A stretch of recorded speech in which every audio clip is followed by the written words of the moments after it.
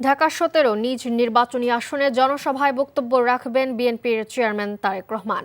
ভাসানটেকের BRB মাঠে এই জনসভা অনুষ্ঠিত হবে। তারেক রহমানের নির্বাচনী জনসভায় আছেন স্পেশাল করেসপন্ডেন্ট ইমরুল আহসান, সরাসরি যোগ দিচ্ছেন আমাদের সাথে।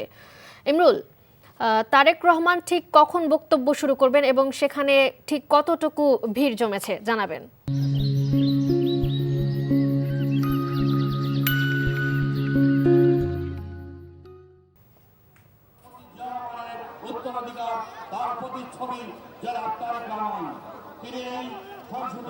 মালিহা ঢাকায় আজ প্রথম জনসভা করছেন, নির্বাচনী জনসভা করছেন বিএনপির চেয়ারম্যান তারেক রহমান। যেই জায়গাটিতে আজকে এই জনসভা হচ্ছে ভাসানটেক, এটি তার নিজের নির্বাচনী এলাকা, অর্থাৎ ঢাকা ১৭ আসনে উনি আজকে এই নির্বাচনী জনসভায় এখানে বক্তব্য রাখবেন।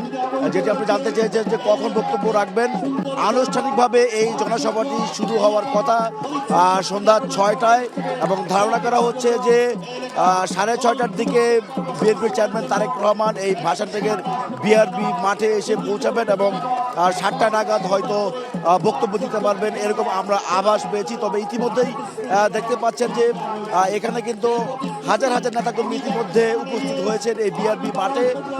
তারা উচ্ছ্বাস প্রকাশ করছেন যে দলের চেয়ারম্যান এখানে তাদের এই এলাকায় প্রার্থী হয়েছেন, এটি যেমন তাদের জন্য বাড়তি উচ্ছ্বাসের বিষয়। এর বাইরে তারা অপেক্ষা আছেন যে বিএনপির চেয়ারম্যান আসলে কী ধরনের বক্তব্য রাখেন সেটি জানবার জন্য।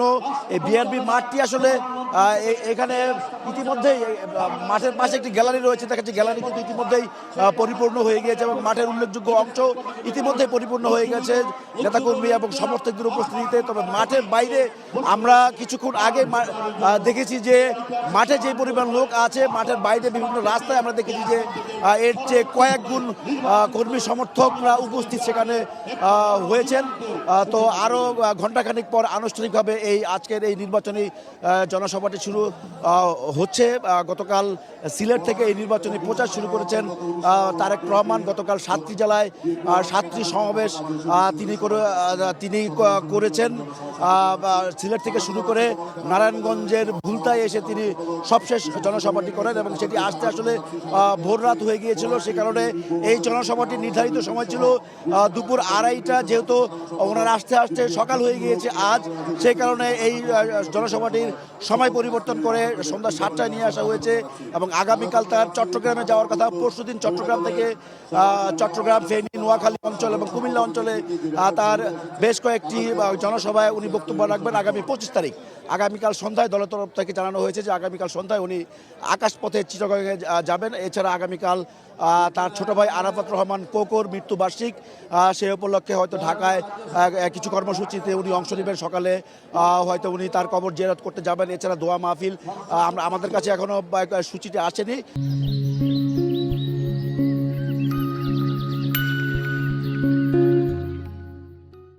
তবে ধারণা করা হচ্ছে যে তার ভাইয়ের মৃত্যুবার্ষিকী উপলক্ষে কিছু কর্মসূচিতে উনি অংশ নেবেন আগামীকাল সকালে।